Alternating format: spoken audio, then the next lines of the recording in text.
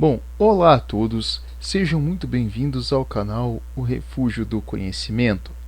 Bom, dando continuação aqui à nossa série, a respeito da história da cultura e das etnias, nós vamos aí dar sequência à questão aqui do desenvolvimento aí no Mediterrâneo, das culturas, das etnias que ali constavam, na região do Mediterrâneo.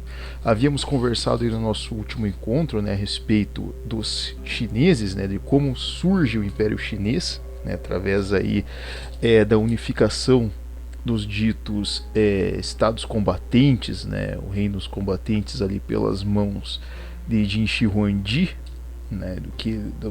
vamos dizer assim, dos feitos dele ali tirânicos, que vão ser a marca registrada aí do legalismo, dessa espécie de messianismo ali dos imperadores chineses, que não tem nada a ver com a conjuntura de imperador que nós conhecemos no Ocidente, mas sim uma espécie de sumo sacerdote, uma espécie de semideus ou divindade humana, algo absurdo, um messianismo até um pouco extremo, e sobre como esse legalismo, ele, digamos assim, ele se reflete no desprezo à vida humana, uma das coisas aí que são marca registrada do próprio desenvolvimento ali civilizacional chinês, desde ali tenra idade, ali digamos, do mundo antigo, até os dias atuais, continua-se ali a mesma situação, que nós vamos abordar aí mais posteriormente, enfim, a respeito dos chineses.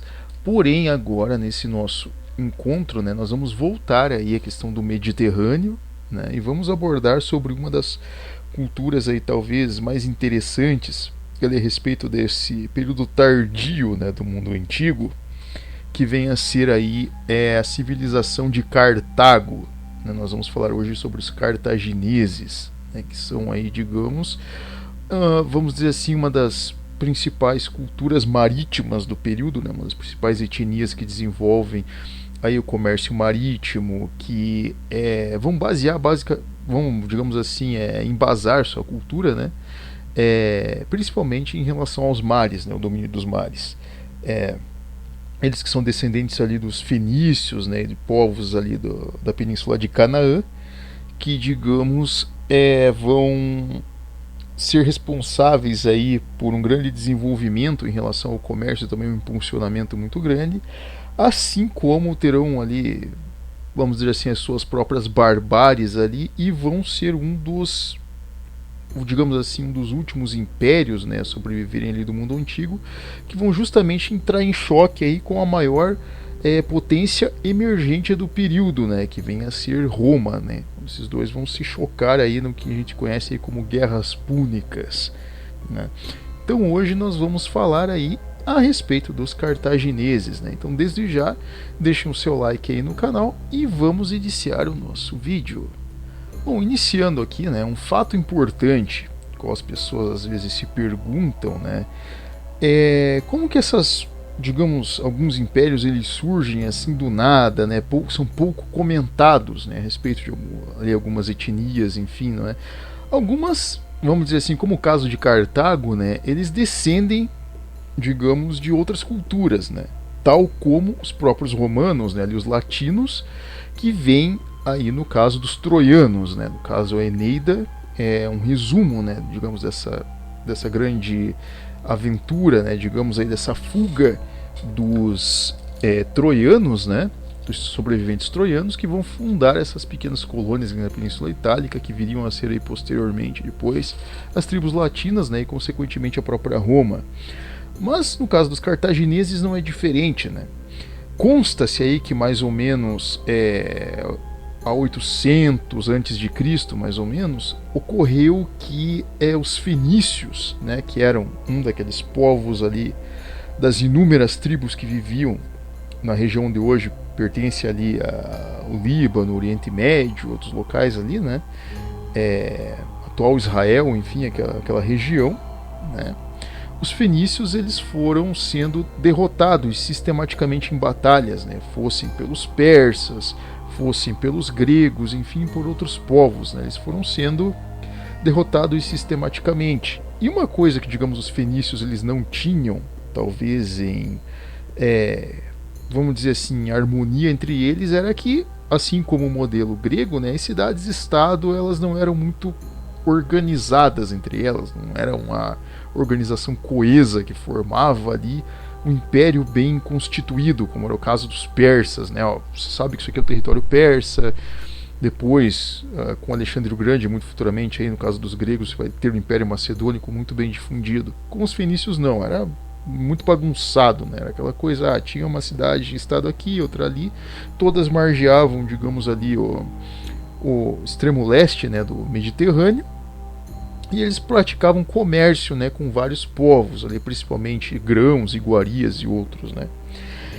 E eis que essas derrotas sistemáticas, uma das cidades que foram derrotadas aí, né, pelos persas e depois posteriormente também pelos gregos, né, que caíram na mão de várias culturas diferentes ali, foi a cidade de Tiro, né? Tiro, ela é uma cidade que, digamos, ela fica ela margeia, né, no caso, o mar Mediterrâneo e a porta de entrada para o Oriente Médio. Então ela meio que é uma cidade estratégica, né? E em várias batalhas de vários povos diferentes, fossem os próprios hebreus, fossem os assírios, fossem, enfim, os persas, entre outros povos, sempre quando ocorria uma batalha naquela região, a cidade que mais sofria, com certeza, com esses ataques, incursões vindos do mar Mediterrâneo ou do interior da Mesopotâmia, era Tiro. Então essa cidade ela sempre foi castigada, digamos, por conflitos. E, obviamente, a população fenícia que ali vivia foi também expulsa daquela região depois de um tempo, né? Foram, enfim, expulsos daquela região, derrotados por outros povos. E eis que uma das realezas, vamos dizer, uma dessas princesas ali, né, governantes ali de Tiro, filha de um dos governantes de Tiro, chamada Dido, né? Algumas pessoas já ouviram até falar de uma banda, inclusive, com esse nome, né? Aí nos anos 2000, Dido. Ela era uma princesa fenícia, né, dessa cidade de Tiro. E ela, digamos ali, rumou, conta-se, né, a história que ela, juntamente com sua comitiva ali, né, alguns barcos, rumou pela costa do Mediterrâneo, né, margeando o norte da África, e encontrou um entreposto ali, uma região fértil, próxima ao rio Tunis, né, que hoje esse rio é o nome de batismo de uma nação, né, que todos conhecem como Tunísia, né. Esse rio Tunis, ele deságua no mar Mediterrâneo, né, ele é um delta, ali, uma região muito fértil, e não era, digamos ali, uma região muito, vamos dizer assim, explorada, né, até a região. Os egípcios não alcançaram aquela região, visto que, vamos dizer assim, o local ali que eles se estabeleceram, né, era no famoso no chifre da África, no nordeste da África, né, naquela região próxima ao canal de Suez, enfim, próxima àquela região mais afastada, né, quase beirando o deserto de Canaã. Enquanto que a região acima do Saara, por exemplo, ela não era tão explorada, aquela região acima do Saara, vista, obviamente, por causa do deserto, né. Eram mais ali enfim, alguns beduínos, alguns nômades que viviam naquela região, né? Pessoas ali que faziam algum tipo de comércio, alguma coisa ali, que viviam em tendas e coisas parecidas, que normalmente transitavam por aquela região. De vez em quando, digamos, algumas pessoas, algumas pequenas famílias se estabeleciam naquele local ali. E conta-se a lenda, né, que essa princesa, a Dido, ela, para, digamos, comprar aquele território, né, ela, ao conversar, digamos, com os nativos, né, ela disse: bom, para eu comprar essa região, eu quero como condição que eu possa utilizar a pele de vamos dizer assim, a pele do boi, né, cortar, no caso, um animal, o boi, cortar a pele dele, e tudo que puder ser coberto por essa pele será, digamos, o meu território, uma condição de negócio que ela fez com eles. Os nômades aceitaram a negociação, porém ela não explicou que ela tinha uma manada de bois lá, que, enfim, ela tinha vários bois nas embarcações, e ela matou alguns e usou as tiras e fez uma grande, vamos dizer assim, uma grande divisão, né, que ela utilizou essa divisão como as delimitações da cidade que viria a ser Cartago, né? Então ela funda esta cidade. E o que, digamos, se leva em conta dos fenícios, né? A característica deles é que eles eram povo dos mares, diferentemente dos, por exemplo, né, no caso dos persas, que eram basicamente um povo ali do deserto, né, do semiárido, ou dos gregos, né, que eram meio híbridos, enfim, eles tinham essa vantagem de serem bons combatentes tanto nos mares quanto em terra, mas no caso os fenícios eram exímios nos mares, então ninguém batia eles nos mares. Porém, eles não eram tão agressivos, não era um povo tão, vamos dizer assim, aguerrido, né? O negócio deles era fazer comércio e ganhar dinheiro, enfim, com o que vendesse, né?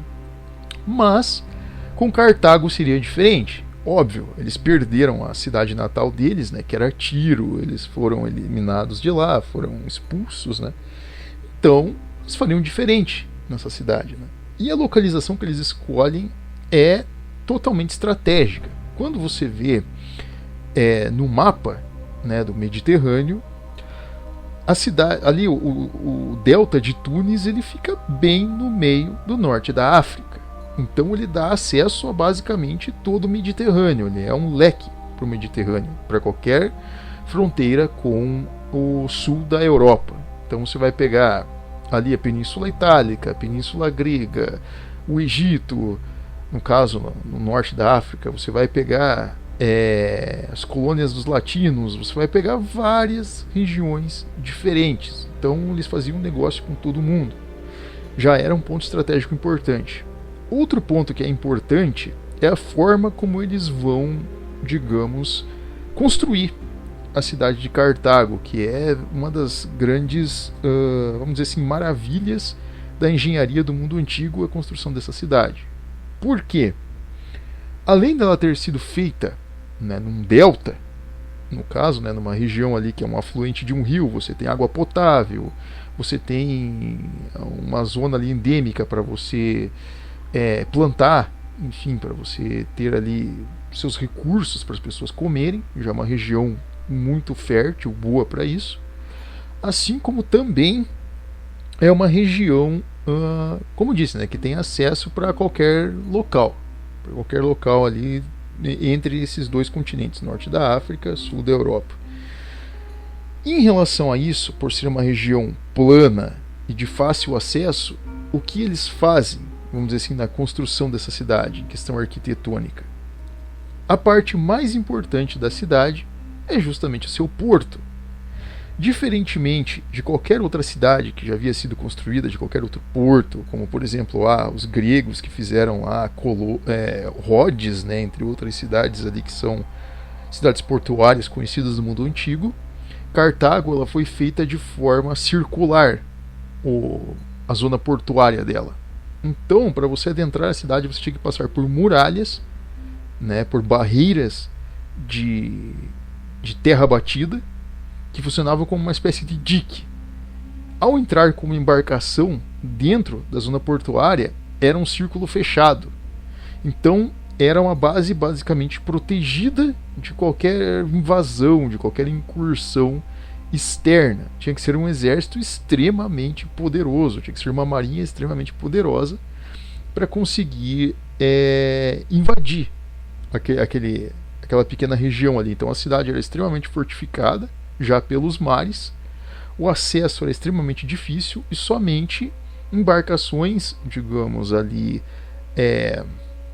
cartaginesas, elas tinham acesso a essa região interna ali protegida. E tinha uma região externa a esse porto, a qual ficavam ali embarcações de comércio, né? Poderiam vir embarcações comerciais de outros reinos, enfim, pequenas triremes, né? Embarcações de outros reinos carregadas ali de mercadorias e de outras coisas.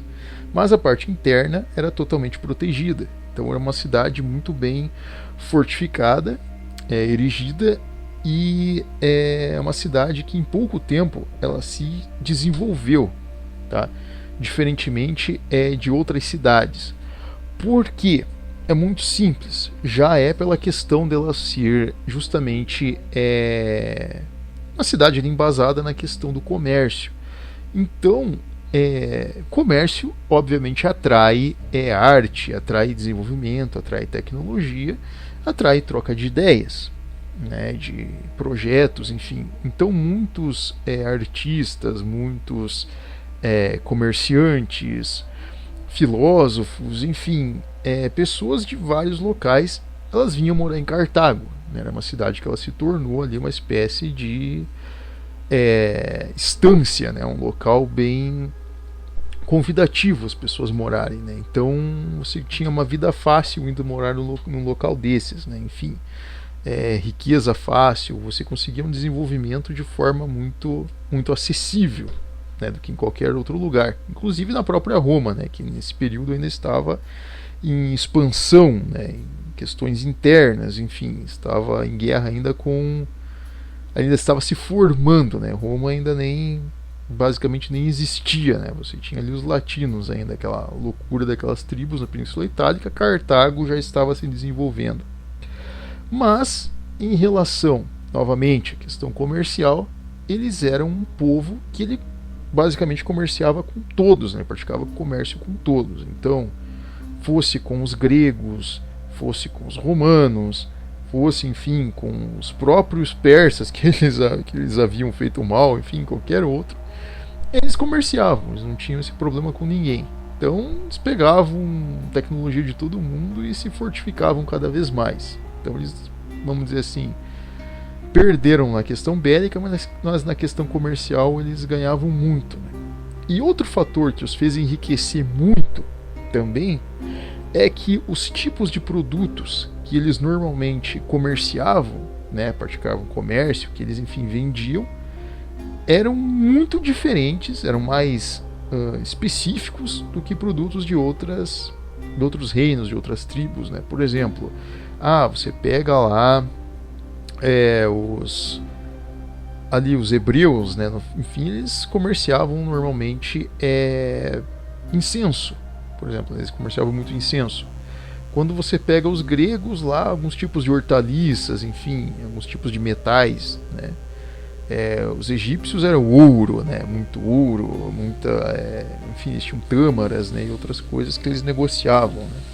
No caso dos cartagineses, eles tinham um artigo que nesse período começava a virar já um luxo, né? Uma coisa que todo mundo tinha que ter na questão de vestimenta, né? Que eram os tecidos.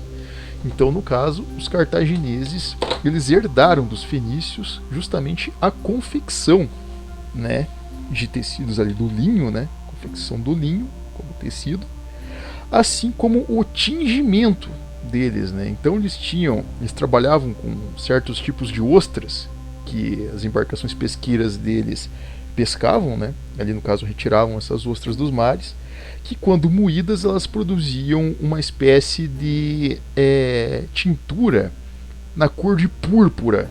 E o púrpura e o escarlate, essas duas cores, né? O púrpura ele é quase um roxo, né? Uma cor assim bem destacável, né? Assim como o escarlate, que é aquele vermelho quase assim vinho, né? Aquela cor assim bem destacável, né? São duas cores bem destacáveis. Eram normalmente tecidos utilizados por pessoas, digamos, de grande estatura financeira, né? Com boas condições de vida, né? Então normalmente sacerdotes, reis, enfim, ali pessoas com grande poder no período utilizavam roupas com cores destacáveis, né? Túnicas, enfim, ali destacáveis justamente com essas cores. Então era um artigo de luxo e os cartagineses conseguiam isso facilmente. Então, digamos que nessa parte comercial, econômica, né, esse comércio de tecido e essa abertura comercial com outros locais, esse cosmopolitismo, na parte comercial foi, digamos assim, uma mão na roda, né, para o crescimento deles. Então, em pouco tempo, eles passaram de um simples porto marítimo para uma potência cosmopolita. Então, qualquer um de qualquer região ali do mar Mediterrâneo podia vir ali morar naquela região e fazer vida fácil. Então, muita gente virou cartaginês, né? Juntaram-se ali com mulheres ali fenícias e começaram a ter filhos ali cartagineses legítimos, né? Em pouco tempo, além deles terem essa estrutura, né, como cidade, de conseguirem ter esse comércio com vários povos, eles desenvolvem também a marinha mais forte do Mediterrâneo. Eles têm as triremes mais fortes, né, que são triremes feitas de cuja a sua quilha, né, ali a proa, né, da trireme normalmente era feita de madeira, né, eles começaram a fazer de aço, né, de ferro ali curvado, que já funcionava como uma espécie de ariete. O negócio era bem poderoso, né, eles terem embarcações extremamente poderosas, funcionavam basicamente ali como os tanques de guerra do período, né. Além de eles terem essa marinha extremamente forte, eles também começam a criar colônias, né, ali ao seu entorno, né, principalmente nas ilhas ali do Chipre, entre outros locais, além, é claro, da Sicília, né, das ilhas ali onde hoje está a Península Itálica. Então toda aquela região ali de ilhas que formavam o corredor ali do Mediterrâneo entre o norte da África e o sul da Europa pertenciam aos cartagineses. Então, em cada uma dessas ilhas eles tinham entrepostos comerciais ali que faziam pontes, né, para negociação com tudo que é lugar. Então, Cartago virou uma espécie de grande comerciante desse período, né. Mas, assim, o desenvolvimento deles, obviamente, foi, não vamos dizer meteórico, muito do contrário, né, ele foi progressivo, né, em relação ao comércio, em relação à própria, enfim, o próprio desenvolvimento cultural deles, enfim, foi algo muito progressivo, né, ali para a região. Mas em grande parte os costumes, em relação à alimentação, em relação à família, em relação a vários aspectos, né, cotidianos, eles herdam basicamente ali dos fenícios e dos povos ali da península de Canaã, né, aqueles povos ali que habitavam antes da chegada dos hebreus, né, por exemplo, ali que os hebreus eles vão ter o reino deles ali logicamente, né, e esses povos são meio que afastados daquela região, né. E uma das coisas que eles também herdam, né, dos fenícios são a questão de crença, né, que cá entre nós também não é muito, vamos dizer assim, virtuosa, né, não é muito boa em comparação, por exemplo, aos hebreus, aos judeus, enfim, né, o culto, no caso, a Javé, né, a Deus. O culto deles era diferente, então, diferente na questão de algo pro mal, né, um pouco mais ruim, né. O culto deles, eles cultuavam, no caso, enfim, ali, ídolos pagãos, né, que eram, digamos, nada, vamos assim, nada convidativos, né, que eram Baal e, se não me engano, Moloque, né, que são dois ídolos ali terríveis, né, inclusive para os hebreus, né. Os hebreus tinham um asco terrível, né, porque o que acontece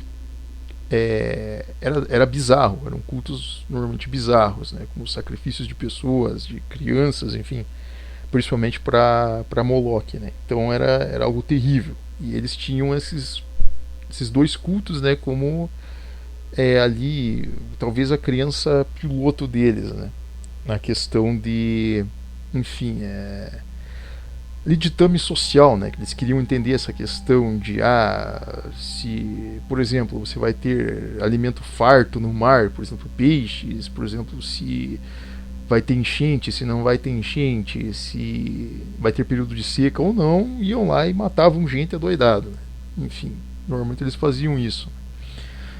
E é uma marca, digamos, até do próprio período antigo, né, do mundo antigo tardio, uma marca, digamos, de que mesmo eles tendo esse desenvolvimento, né, civilizacional em questão material grande, eles tendo um desenvolvimento grande, tendo portos, tendo entrepostos, comércio, enfim, toda essa tecnologia que eles possuíam, ao mesmo tempo eles ainda eram degenerados na questão de crenças, não tinham ainda um desenvolvimento, ali estava muito bagunçado isso, né?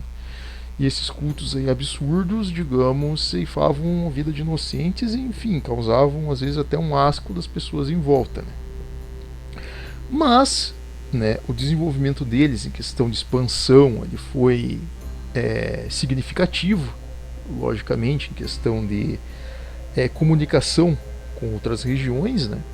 Então, dificilmente você via algum povo se bater de frente com Cartago nos mares, né? principalmente após ali a queda da influência grega, né? Após a queda da influência grega, né, o período de Alexandre ali, após o período de Alexandre, Cartago ela vira a senhora dos mares basicamente, né? Não tem ninguém que bata eles, digamos, no domínio dos mares. Eles têm a melhor marinha, o melhor comércio, o melhor acesso aos locais. Então, comerciar com eles significava como se fosse hoje você comerciar com os Estados Unidos. Então, dinheiro na certa. Era retorno na certa para quem negociava com eles. Então, as pessoas nesse local tinham uma condição de vida muito boa, mesmo a sociedade sendo um pouco degenerada, né? Um pouco, até um certo eufemismo. Mas, né, uma coisa que nós temos que levar em conta em relação à própria história é que reinos vêm e vão, impérios ascendem e caem, né, enfim, isso ocorre em constância, né, em relação aí à própria história em si. E no caso dos cartagineses não vai ser diferente, né? Eles vão se desenvolver, vão ter as colônias deles, toda a questão comercial, força militar deles, também na questão de indumentária, ali o povo, como disse, né, com vestimentas sempre em cores vivas, né, vibrantes, como escarlate, como púrpura, com outras vestimentas, né, aquelas mulheres sempre muito carregadas de adornos e outras coisas, né, os homens sempre muito bem vestidos, né, um reino, vamos dizer assim, extremamente materialista, né, e poderoso nessa questão de ganhos. Porém, eles vão encontrar o rival à altura deles, né, como todos encontram aí na história o seu alter ego, né, muitos impérios encontram o seu alter ego, com Cartago não vai ser diferente, né. E eles vão encontrar, como a gente diz no popular, sarna para se coçar, como nós dizemos no popular, né, eles vão encontrar um tremendo problema na frente, que vem a ser os próprios romanos, né? E por quê? O Roma, ela estava, obviamente ali alguns séculos antes de Cristo, né? Ela estava ali já em tenro, digamos, crescimento, né? Eles já haviam derrubado, no caso, os etruscos, né? Já haviam vencido os etruscos, haviam unificado a Península Itálica sob a influência deles, mesmo sendo uma república, né, com todos os seus problemas ali, né, com o seu senado extremamente corrupto desde aquela época já, né, o senado romano. Nós vamos entrar muito mais tarde nesse assunto, né, nós vamos entrar nos próximos encontros nesse assunto. O senado romano ele já nascia corrupto, né, através dos patrícios lá, dos oligarcas, dos indivíduos, enfim, com muitos poderes, mas que não queriam arcar com as responsabilidades, né? Então Roma, ela já vinha numa expansão, digamos, grande, né?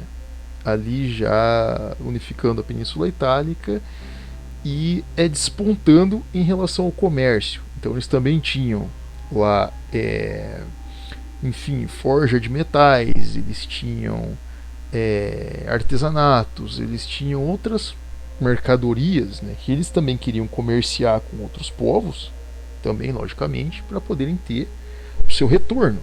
Eles também estavam se expandindo. Lembre-se, né, que eles têm aquela vertente, né, vamos dizer assim, eles beberam daquela fonte dos etruscos, então são extremamente combativos e expansionistas, os romanos, né, e eles veem ali que aquela região daquelas ilhotas, né, próximas ali à Península Itálica, pertencem a eles, né? Então, vamos dizer assim, já que toda a península ali pertence a nós, né, de norte a sul, até quase perto ali dos Alpes, né, até, vamos dizer assim, a ponta da botinha da península pertence aos romanos, então aquelas ilhotas também nos pertencem, né? E eis a questão, que aquela região já pertencia, né, aos cartagineses, né, há um bom tempo.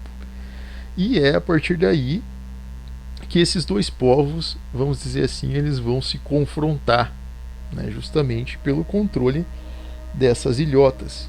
E é o que nós vamos comentar agora, né? Bom, imagine-se, né, no centro de um conflito em que duas potências, digamos, elas estão no seu limite de expansão. No lado de Roma, como já dissemos, eles já tinham alcançado, digamos, todo o controle da Península Itálica, já derrotado as colônias da Magna Grécia. Enfim, a Magna Grécia já havia caído na mão deles.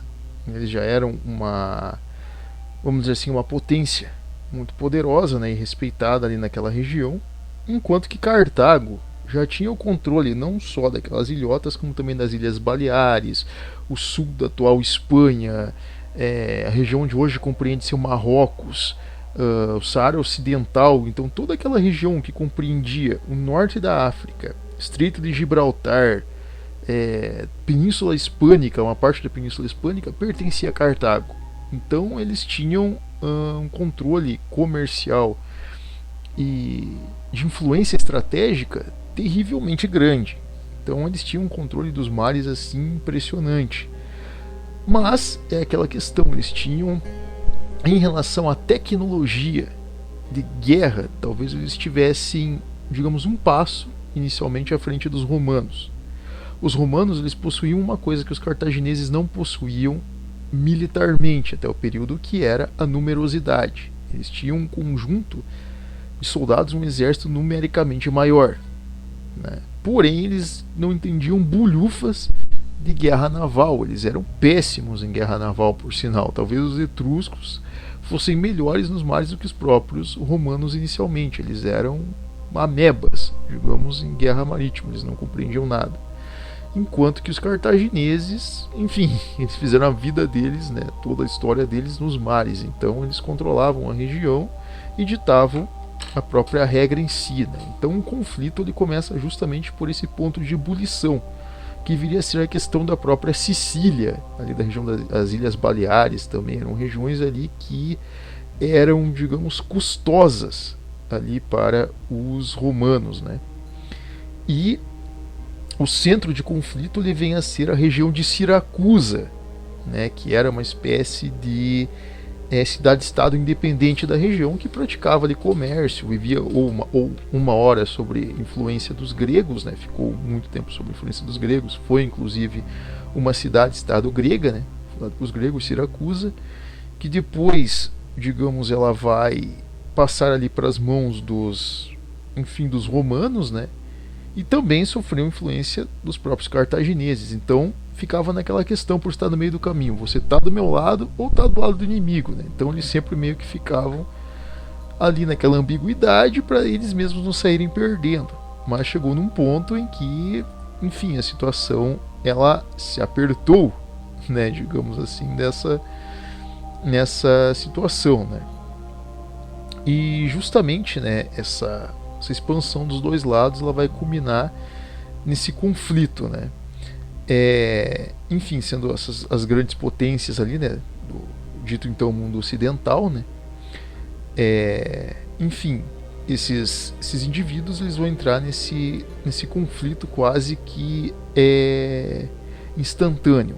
E ele vai durar cerca de 26 anos. As pessoas que até acham impressionante, é tido aí como a maior batalha naval da história, né?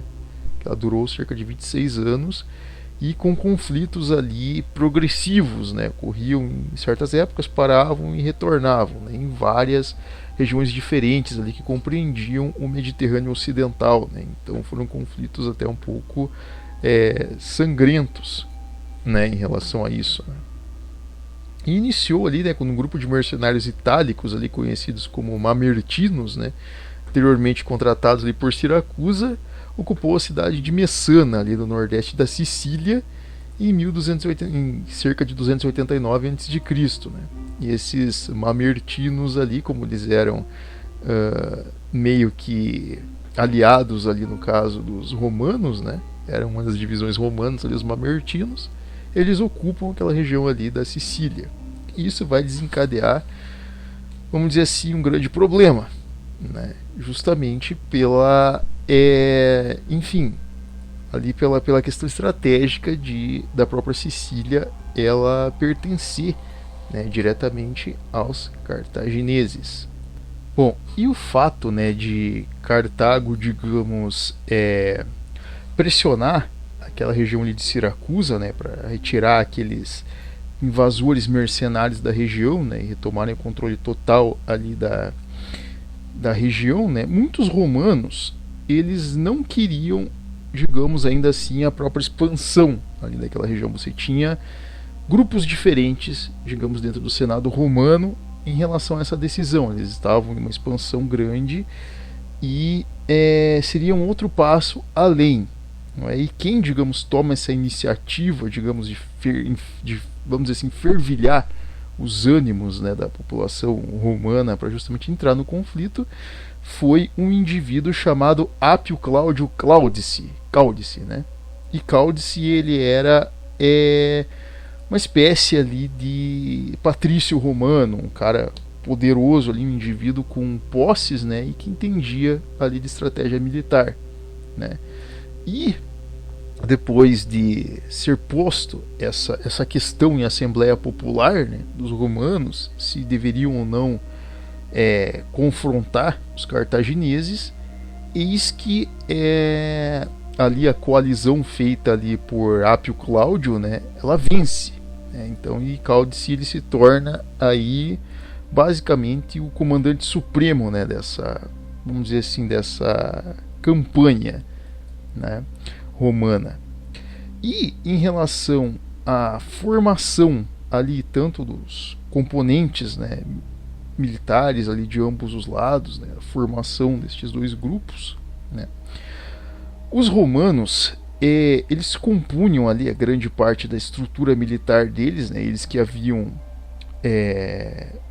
vamos dizer assim, obtido muito do conhecimento dos gregos, dos enfim, etruscos, né, em relação a conhecimentos militares. Eles compunham ali, digamos, eles se compunham, né, os exércitos romanos, de formações de legiões, né, que compunham ali de uma espécie de cavalaria, né, de cerca de 300 homens, cada grupo de legião, cada agrupamento de legião, né, com cavalaria de 300 homens e cerca de 4,2 mil infantes, né, indivíduos ali portando espadas ou lanças, enfim, né, que formavam esse contingente de batalha em terra, né. Um pequeno número da infantaria, né, ele servia como escaramuçador, né, armado com lanças de arremesso, assim como a infantaria pesada, que os romanos também possuíam, né, era equipada com armadura, escudo grande e espada curta. Então era para combate ali homem a homem, né, era mais próximo. Então eram preparados ali mais robustos, né, mais treinados ali, digamos, no garfo, né, para ficarem mais reforçados para uma batalha direta homem a homem, né. Eles também eram divididos em 3 classes, né, com a primeira também carregando 2 lanças de arremesso e outras 2 levando uma lança comum. 2 subunidades de legionários e legionários individuais lutavam em ordem relativamente aberta, né, com um exército era geralmente sendo formado, né, pela junção de uma legião romana com uma legião de tamanho e equipamentos similares enviada por um de seus aliados latinos. Então o que acontecia? Se Roma ali ela tinha, vamos dizer assim, essa estrutura de combate, né, eles tinham uma divisão ali até bem considerável, né. Você tinha ali os patrícios, né, compondo a cavalaria principal deles, né, cavalos, enfim. Você tinha cavalos, espadas médias, né, para combate ali em movimento. Você tinha uma infantaria ali relativamente bem composta, né, compactada para a batalha, que muito se copiava a falange, porém ela mais desenvolvida e mais organizada, né, uma infantaria com escudos grandes, com espadas curtas ou com lanças de escaramuça, né, preparadas justamente para conflitos frente a frente, né, e bem manobrável, vamos dizer assim, é um exército numeroso e ao mesmo tempo manobrável. Já do outro lado, né, os cidadãos cartagineses, né, eles serviam no exército apenas se houvesse uma ameaça direta à própria cidade de Cartago. Então, como nós já dissemos, Cartago não era forte de exército, né? Muito pelo contrário, o exército deles era uma espécie de polícia interna, era mais para proteção interna da cidade de Cartago, né? Então, como que eles guerreavam em terra, né? Os cartagineses, na maioria das vezes, eles recrutavam estrangeiros para formar o seu exército. Muitos vinham de diferentes regiões do norte da África, lembrando, né, que Cartago dominava ali grande parte do norte da África, né, que proporcionava vários tipos de lutadores, né, de combatentes, incluindo uma espécie de infantaria de ordem cerrada, né, equipada com escudos grandes, capacetes, espadas curtas e lanças longas, né, e até, vamos dizer assim, alguns lanceiros ali com técnicas ali mais de nômades, enfim, também um grupamento um pouco mais robusto, né, de indivíduos ali daquela região, né, com escaramuçadores de infantaria leve armados com lanças de arremesso, cavalaria de choque de ordem cerrada, né, carregando lanças, também chamada de cavalaria pesada, né, então eles utilizavam esse tipo de cavalaria também para confronto direto, né, e uma cavalaria leve de escaramuçadores que usavam lanças de arremesso e evitavam um combate próximo. Então eles tinham até uma espécie de cavalaria de retaguarda. Tanto a Ibéria, né, quanto a Gália, né, que eram ali aliados até então dos cartagineses de certa forma, porque não iam muito com os cornos dos romanos, né, proporcionavam também uma infantaria experiente, né, com tropas desprotegidas que atacavam ferozmente. Então, principalmente os ibéricos ali nesse período, né, eles tinham, a região da Ibéria, os hispânicos, eles tinham uma conduta de combate até um pouco agressiva, né? Eles eram um pouco tribais, né, ainda naquele período, então utilizavam táticas de combate bem cerradas, né, extremamente ferozes, mas funcionavam mais como mercenários mesmo. Se a batalha apertasse demais, eles picavam a mula e fugiam, né? Enfim, e a maior parte da infantaria cartaginesa lutava em uma formação cerrada, né? Então era uma formação também compacta, porém um pouco mais antiga, né? Simbolizava ali, digamos assim, era muito semelhante à falange, só que não tão bem equipada, visto que obviamente eles não tinham a mesma estruturação que eles possuíam no período. Porém, né, eles eram experientes, por exemplo, na construção de torres de combate, eram experientes em armas de cerco, por exemplo, né, ali em estruturas de cerco, assim como também domesticavam elefantes, né, para guerra. Eles utilizavam elefantes de guerra. Então, só esse fato, né, você poder utilizar armamentos muito mais superiores nesse quesito já era uma grande vantagem para eles, né? Então, inicialmente eles tinham uma vantagem muito maior, digamos, tanto em terra e em mar, em relação às armas que possuíam. Então eles sabiam muito bem utilizar uma cavalaria, eles sabiam muito bem utilizar o próprio exército em si, sem precisar recorrer aos seus próprios habitantes. Eles tinham vários aliados, enfim, indivíduos que eles podiam utilizar em combate, mercenários, entre outros, né, tribais, sem precisar, digamos, entrar num conflito direto. O melhor conflito deles era sempre nos mares, então já aí havia uma certa desvantagem, digamos, para os romanos. Então os romanos, eles meio que entram já, vamos dizer assim, perdendo no conflito em parte. No caso das marinhas, né, como nós dissemos, os cartagineses, eles possuíam as triremes.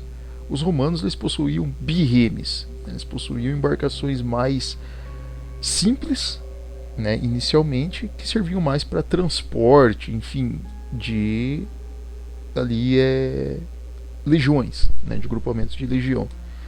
Enquanto que os cartagineses já colocavam ali, enfim, equipamentos, torres e outras coisas, né, outros artifícios de guerra que poderiam ser utilizados, né, como lançadores de pedra e outras coisas, já embutidos nas próprias embarcações, nas suas triremes. Então eles eram muito mais avançados, sabiam utilizar armamentos já, digamos assim, acoplados nas suas próprias embarcações. Então eles eram mais experientes nesse ponto, eles tinham vantagens maiores.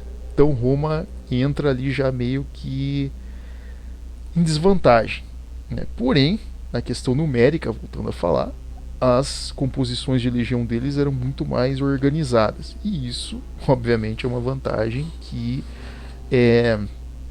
ela se faz extremamente importante, né? Isso é determinante em uma guerra. Bom, e entrando no próprio conflito em si, né, quando ele se desencadeia, justamente essas qualidades, né, esses defeitos, eles vão ser postos ali à mesa. Porque o que ocorre? Vamos dizer que Roma ela consegue enviar inicialmente, né, as tropas ali ali no caso dos seus comandantes, né, ali de Cáldice, né, para a ilha da Sicília, né, onde eles imaginavam ter sido ali o cerne do conflito, né, aquela região, por causa dos seus mercenários. E eles conseguem ali obter, digamos, ali a própria ajuda de Siracusa, né? Siracusa, que, como nós já dissemos, não ficava de nenhum lado e nem de outro, né? Acabou, digamos, cedendo muito do apoio para Roma, né? Visto ali o tamanho do seu exército, sua organização e tal, eles começam a ajudar ali os romanos, os entrepostos em volta, a dar guarnição para aqueles mercenários e se estabelecerem no local. Porém, tinha um problema. Como nós dissemos, Roma era péssima em guerra marítima.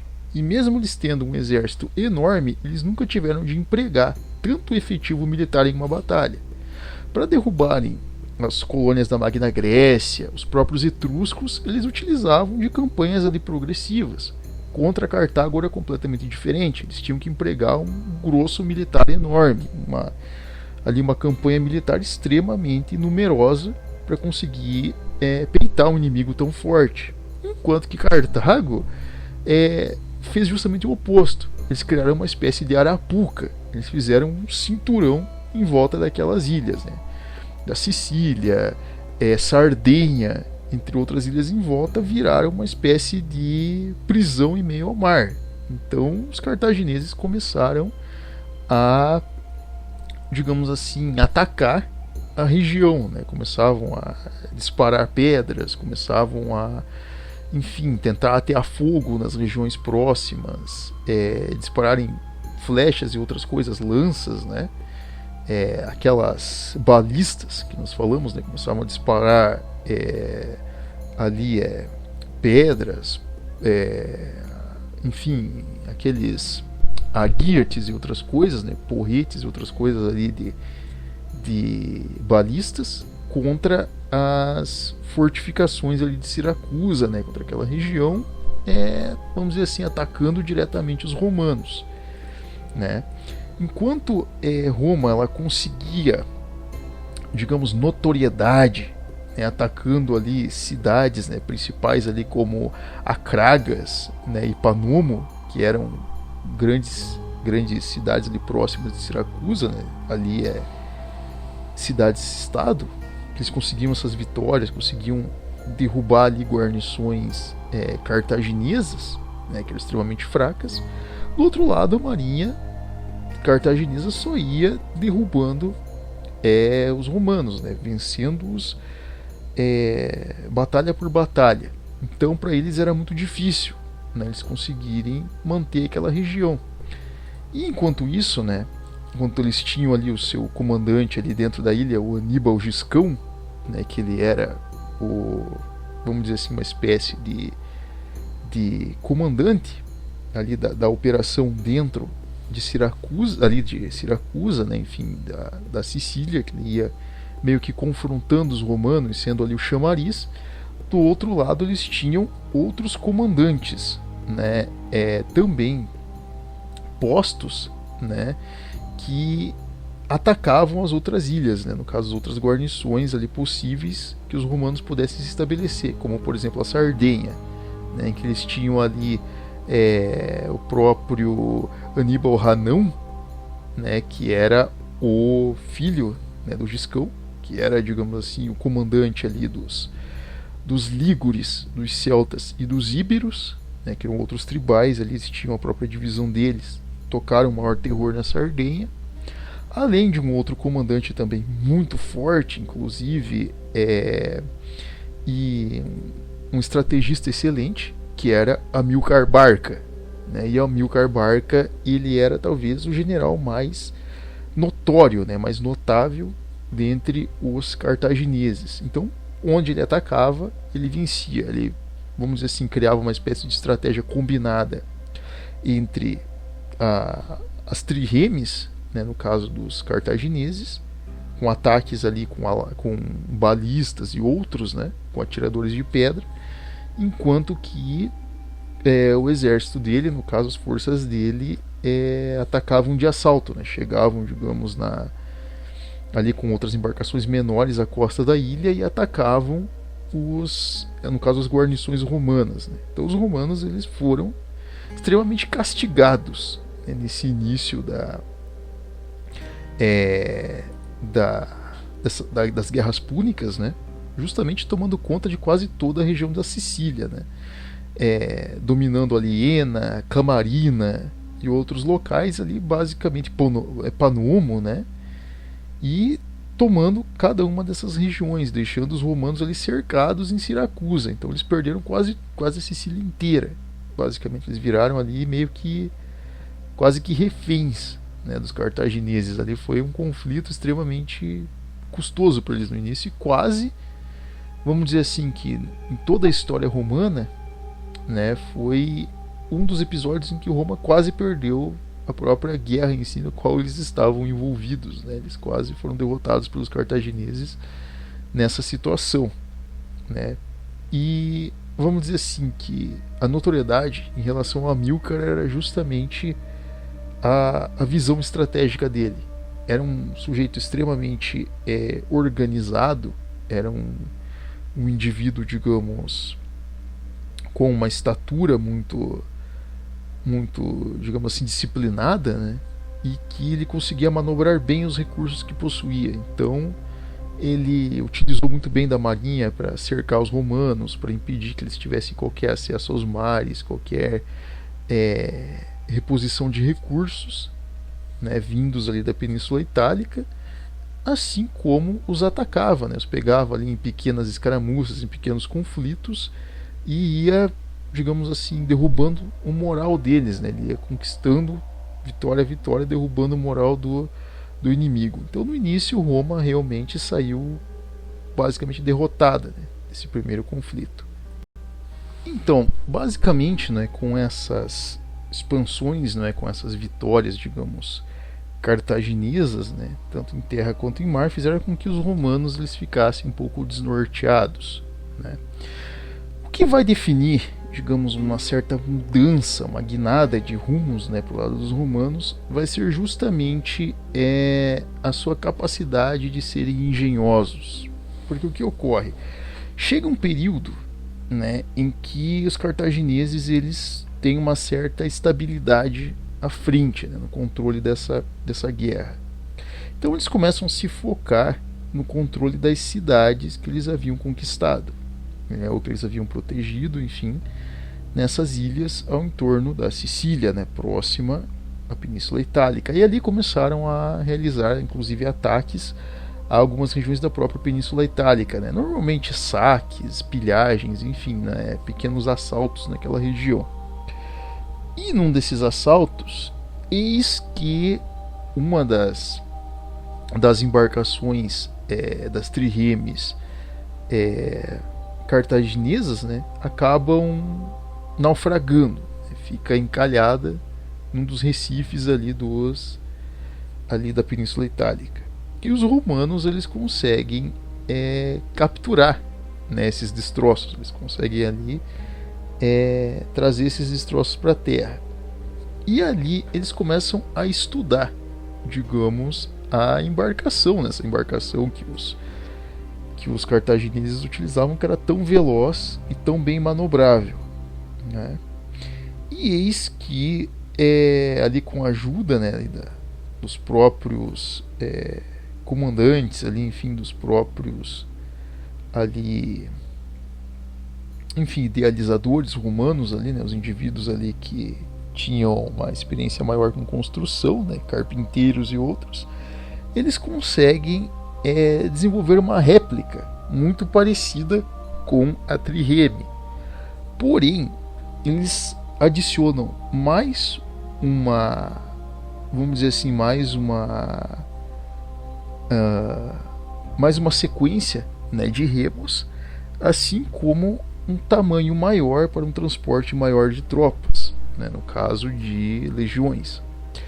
E nasce assim, obviamente, a quadrireme, né, que era justamente a, vamos dizer assim, a versão maior da trireme, né, muito mais passível, né, de ser equipada com, enfim, armas, enfim, com armas ali de cerco, né, no caso torres de cerco, atiradores de pedra e outras coisas, né, que eram armamentos, digamos, que poderiam ser acoplados no período. Além disso, o transporte se tornou mais eficiente, mas ao mesmo tempo eram embarcações muito pesadas e pouco manobráveis inicialmente, né? Os romanos, eles não tinham tanta experiência nos mares e acabam perdendo, inclusive, alguns conflitos inicialmente para os cartagineses, né? Como, por exemplo, a Batalha de Lípara, né? Que, enfim, ela conseguiu derrotar ali os romanos, inclusive, né? Inclusive um dos seus cônsules, próprio Quineu, né? Ele acaba sendo feito, inclusive, prisioneiro dos cartagineses por um período e consegue fugir, né? Então foi uma escola que eles foram desenvolvendo, né? Enfrentando os cartagineses com o tempo. E com, digamos, o passar aí das batalhas, né? Outros aí comandantes, né, como por exemplo Caio Duílio, né, Caio Duílio, que viria a ser aí talvez um dos ícones, né, desse período, ele consegue justamente absorver, né, todos os erros ali que o Quineu Cipião teve, né, perdendo as batalhas para os cartagineses. Ele consegue, digamos, absorver todo esse conhecimento e aprender melhores táticas de manobra. Com ele, né, a marinha romana ela começa a ter vitórias, ela começa a botar terror, vamos dizer assim, quanto aos cartagineses, né? E o próprio Aníbal Giscão ali, ele perde muitos de seus navios, muito de sua marinha, inclusive em batalhas contra o Caio Duílio, né? E ele tem essa, vamos dizer assim, essa vantagem, né, ali com os seus exércitos, né? Inclusive, muitos dos, inclusive, comandantes ali no caso, né, dos próprios cartagineses, eles são derrotados, né, sequencialmente ali, inclusive. Enfim, em várias batalhas seguidas, né, como por exemplo em Olbia, em Sulci e outros, né, inclusive com muitos dos próprios soldados, inclusive, né, os combatentes ali cartagineses se revoltando contra seus comandantes e os matando, né. E vários dos outros foram perdendo batalhas, né, como o próprio Giscão, enfim, Amilcar Barca. Amilcar ele foi perdendo toda aquela, vamos dizer assim, aquela hegemonia que ele possuía de controle, né, sobre a Sicília. Ele foi perdendo ali progressivamente, né, até o ponto em que Roma, digamos, ela consegue avançar sobre aquelas ilhas ali e ter o controle sobre aquela região comercial que era vital para os cartagineses, né, os forçando a, digamos, perderem ali o seu domínio gradativamente.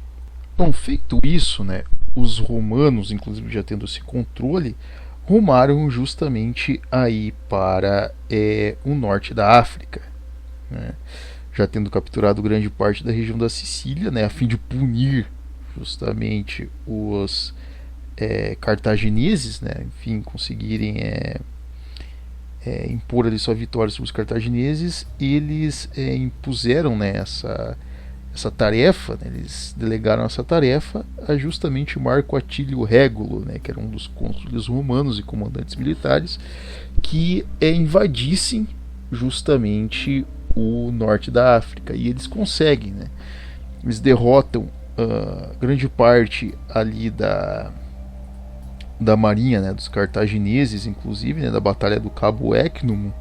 Eles derrotam ali grande parte, né,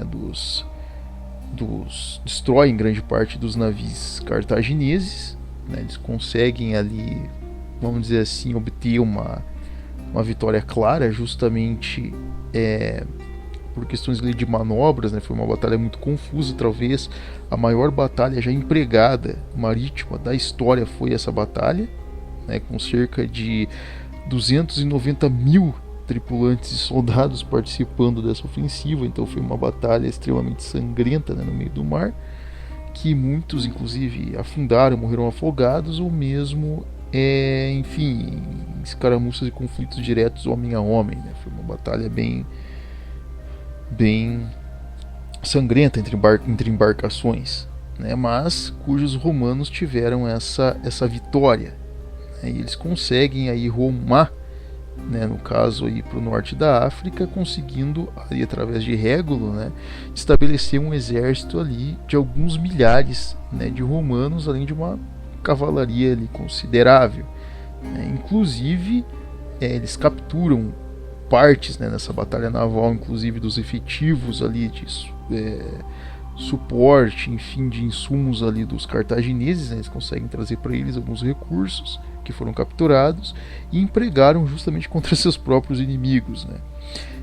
Capturando ali várias cidades, inclusive, né, vários entrepostos e vilarejos ao entorno de Cartago, né, como, enfim, a região de Hades, né, que seria próxima ali ao rio Tunis, né, e toda aquele platô, basicamente deixando ali Cartago quase que cercada, né? E enfim, a própria cidade ali, ela rejeita, né, no caso Cartago rejeita qualquer tipo de tratado, por mais que muitas pessoas, né, muitos habitantes da cidade quisessem ali, sei lá, a paz, né, com os romanos. Eles rejeitam e trazem um mercenário, né, um comandante mercenário de Esparta chamado Xântipo, né? E Xântipo, ele, digamos, organiza, né, essa resistência contra os romanos, e de certa forma que ele consegue vencer, né? Ele derrota os romanos, fazendo com que cerca de 2 a 3 mil soldados romanos consigam escapar, né, desses legionários, e consigam ali um transporte de emergência, né, dos romanos para conseguir sair da região do norte da África justamente depois dessa derrota, né? Então Roma, por mais que tivesse conseguido, né, esse controle ali sobre grande parte ali do Mediterrâneo, eles não conseguem de fato tomar Cartago nessa primeira parte da Guerra Púnica. Do contrário, né, eles são inclusive derrotados, né, pelos cartagineses, né, nessa incursão. E chega uma altura ali em que ambos os lados, tanto Roma quanto Cartago, estavam quebrados financeiramente, né? Há registros, inclusive, de que os cartagineses tentaram um empréstimo, inclusive, com os ptolemaicos, né, egípcios, e eles negaram, não quiseram, digamos, emprestar recursos para que os cartagineses continuassem ali o conflito contra os romanos, né? E restou, digamos, a Cartago o controle ali de pequenas pequenos entrepostos, né? No caso, como Lilibeu, né? Que era um desses pequenos entrepostos ali, né, dentro da Sicília, que ainda eram parte ali do efetivo ali dos cartagineses, né? Uma das poucas cidades-estado ali entrepostas que eles ainda tinham controle, que ficou ali sob o comando de Amílcar Barca, né? Que a essa altura já havia se tornado o principal comandante militar dos cartagineses, e o próprio o próprio Aníbal Giscão, né? Ele havia se tornado uma espécie ali de subalterno ali do próprio Amílcar Barca, né?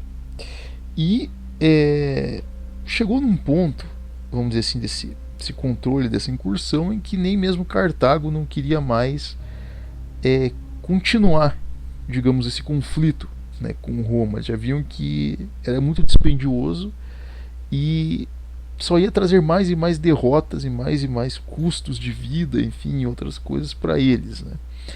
Então eles, digamos, forçam, né, Amilcar Barca, que tinha como ímpeto continuar o conflito, né, em pequenas escaramuças, havia organizado ali pequenos grupamentos, né, para atacar os romanos, continuar com uma guerra psicológica em cima deles na região, né, tomando pequenos entrepostos. Cartago mandou ele cessar, né, no caso ali os patrícios cartagineses ali, os grandes oligarcas cartagineses, ali, os líderes, né, cartagineses, forçaram Amilcar Barca a abandonar, digamos, a batalha, né, entregar, no caso, os entrepostos ali de Lilibeu e outros, e retornar, no caso, para Cartago e entregar, no caso, os prisioneiros que tinha, toda a ofensiva para os romanos, né.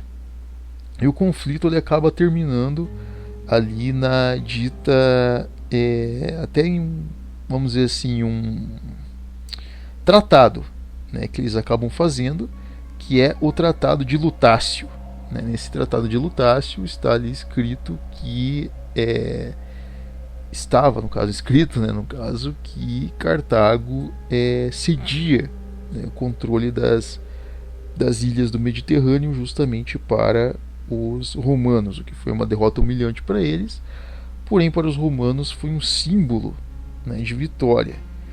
Mesmo que eles tivessem empenhado, digamos, todo o seu aparato financeiro, que grande parte dos patrícios romanos tivesse devido até as calças para conseguir reconstruir mais e mais embarcações para que eles conseguissem destruir, né, as embarcações cartaginesas e tomarem conta ali, digamos, do domínio marítimo, coisa que, digamos, eles não tinham experiência.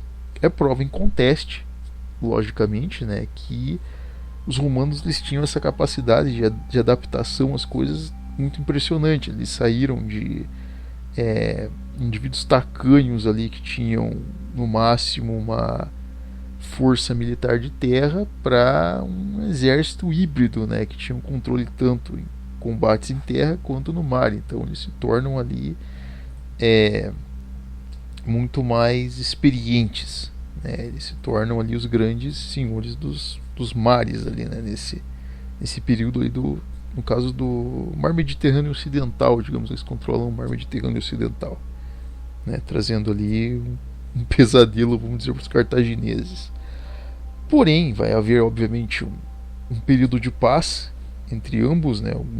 Alguns anos de paz entre ambos, quando Roma, ela obviamente vai forçando cada vez mais Cartago, né, no caso o Senado romano, cada vez mais poderoso e mais, digamos, expansionista, né, ele começa a cobrar impostos pesados de Cartago para que, digamos, fosse reparado, né, digamos, muito das perdas que eles tiveram, que os patrícios tiveram, enfim, que isso fosse reparado.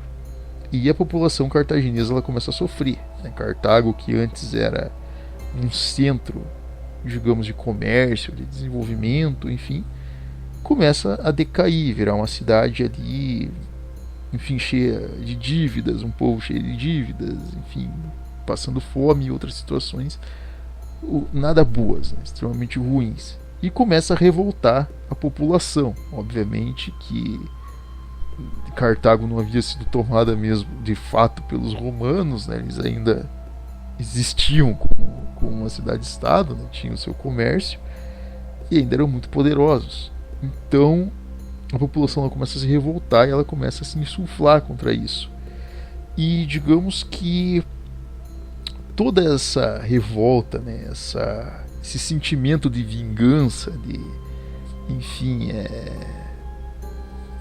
confrontar aquele inimigo, né, definir de vez esse impasse, essa situação, vai recair justamente sobre o filho de Amilcar Barca, né, que é uma das figuras mais talvez conhecidas da história e um dos indivíduos também que mais ameaçou Roma e que enfim foi o grande um artífice, né, de um conflito talvez maior inclusive e muito mais ameaçador, meteórico e mais ameaçador a Roma do que seu próprio pai foi, né, que é Aníbal Barca, né? Aníbal era digamos, o sinônimo do indivíduo implacável que perseguia o seu objetivo custe o que custasse. Então ele era muito mais implacável e muito mais agressivo, né? Os conflitos mais, digamos, combativo, né, do que Amílcar, né? A gente vai falar aqui um pouquinho rapidinho aqui a respeito dele, né? Bom, quando falamos aí a respeito dessa segunda parte, né, da Guerra Púnica, ela é dividida em duas partes, Aníbal, né, esse filho de Amílcar Barca, ele era talvez aí o mais, digamos, poderoso, né, o mais combativo de todos os comandantes cartagineses, né? Por quê? Diferente do seu pai, né, Amílcar, ele era mais estrategista, digamos, em combate, uma pessoa mais calculista nesse sentido. Aníbal, ele era extremamente rígido na sua conduta de combate. E ele foi imbuído dessa tarefa de, digamos, aplicar, né, essa, entre aspas, justiça ou vingança, como queira chamar, contra os romanos, né, justamente os derrotando.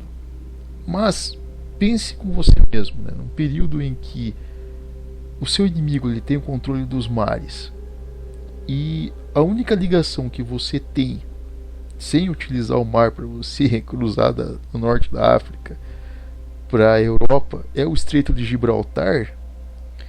Você tem de ter um corpo de engenharia extremamente qualificado para que você consiga construir, digamos, uma ponte, uma ligação, enfim, no Estreito de Gibraltar para que você possa cruzar com um exército enorme, né?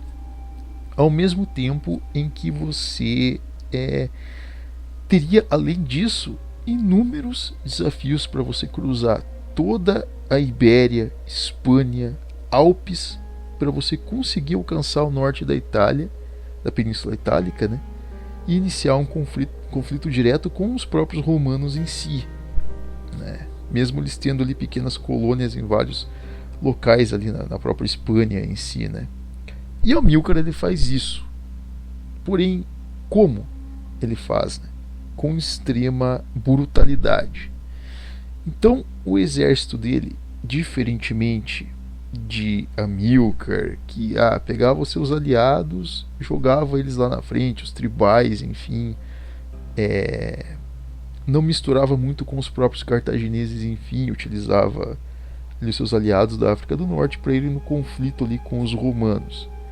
Aníbal não, ele juntava todos em um único grupo, um exército extremamente numeroso e robusto, né, uma força implacável, com elefantes de guerra, torres de cerco, com todo o equipamento de guerra possível, e ao mesmo tempo ele, digamos, utilizava de brutalidade. Então, se o exército dele, no caso essa força militar, qualquer subordinado ali fosse contra ele, desertasse ou enfim tentasse fugir, no caso da batalha, ele mandava torturar mesmo, ele matava sem dó, ele não tinha piedade com ninguém.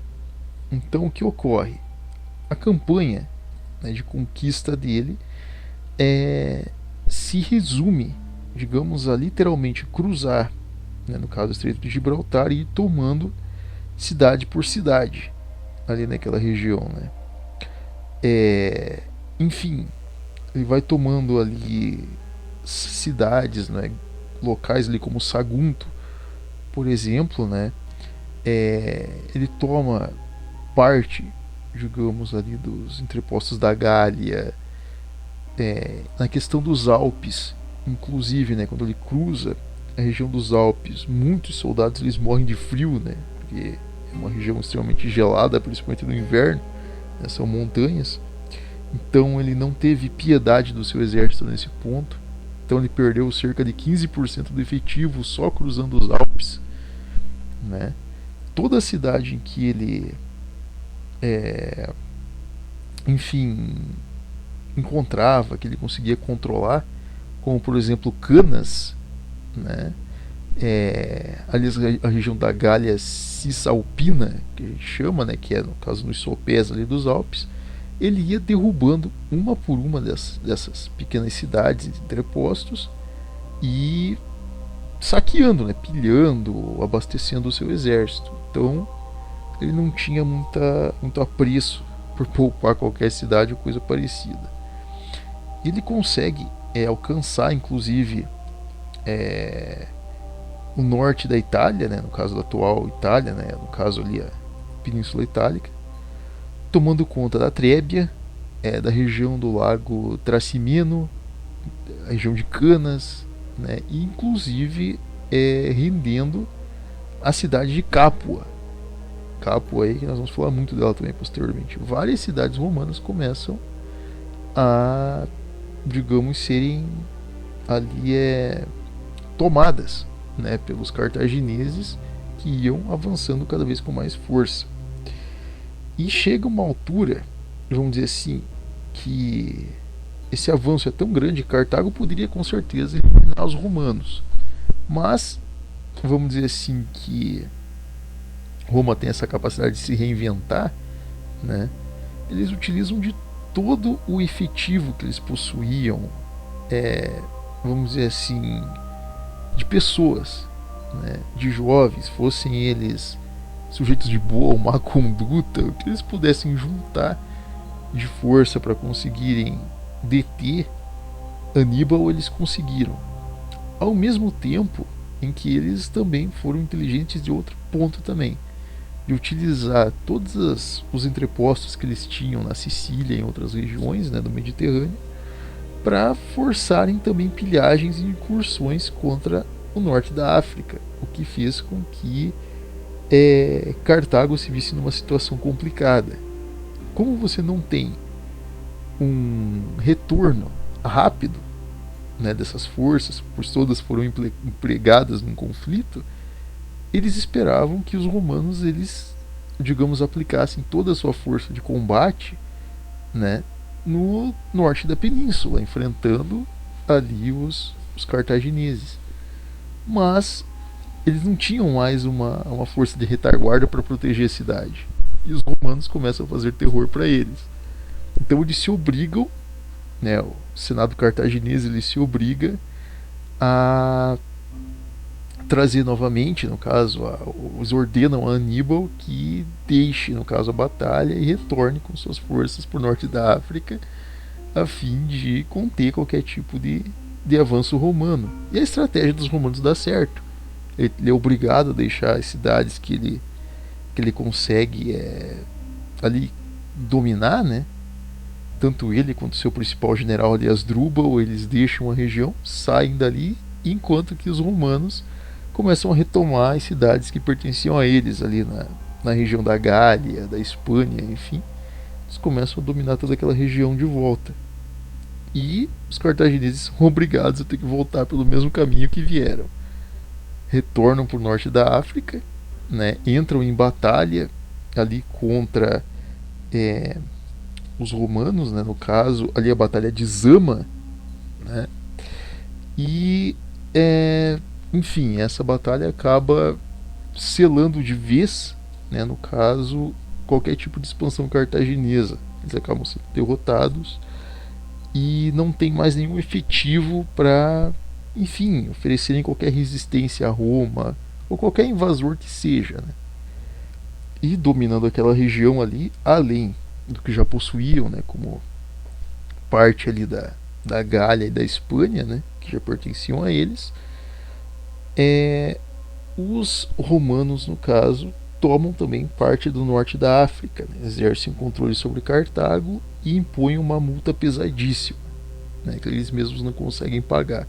Se tornam ali cativos deles, né?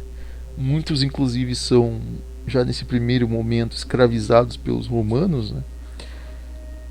Nós vamos entrar depois nessa questão em outros capítulos aí, né, sobre a sociedade romana, sobre como eles se comportavam, mas eles, digamos, escravizam, né, no caso ali parte dos cartagineses e abandonam os outros a Deus dará, vamos dizer assim, ali no que resta daquela cidade-estado, né?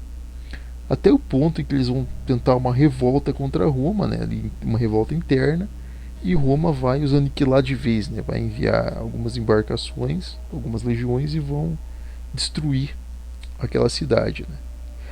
Conclusão em relação às guerras púnicas. Né. Cartago, que uma vez foi a referência, no caso do Mediterrâneo, ela é aniquilada por completo pelos romanos. E eles por si só, digamos, se tornam ali essa força híbrida, né, de tanto atacar por terra quanto por mar, se tornando aí a grande potência, né, uma vez que você não tinha qualquer outro reino tão poderoso que pudesse, digamos assim, confrontá-los diretamente em nenhum outro lugar. Então Roma, ela começa a se expandir sem mais nenhum encalço ali, sem nenhum impedimento. Né? Mas em relação a Cartago, que podemos ver assim que é, digamos, referência para os outros, né? É justamente essa questão de controle, né, das coisas ali, de organização, né? Enfim, como império, né, ali em relação híbrida, né? Isso vai ser utilizado aí por outros povos. Bom, mas desde já espero que tenham gostado aqui do nosso vídeo, né? No nosso próximo encontro aí falaremos um pouco a respeito, aí continuaremos falando a respeito dos romanos, né? E sobre como eles vão aplicar aí a sua expansão em cima de outros povos, né? República Romana, como ela se desenvolve, né? Mas desde já novamente espero que deixem o seu like, se tem uma dúvida aí deixem nos comentários e nos vemos no nosso próximo encontro. Desde já, muito obrigado.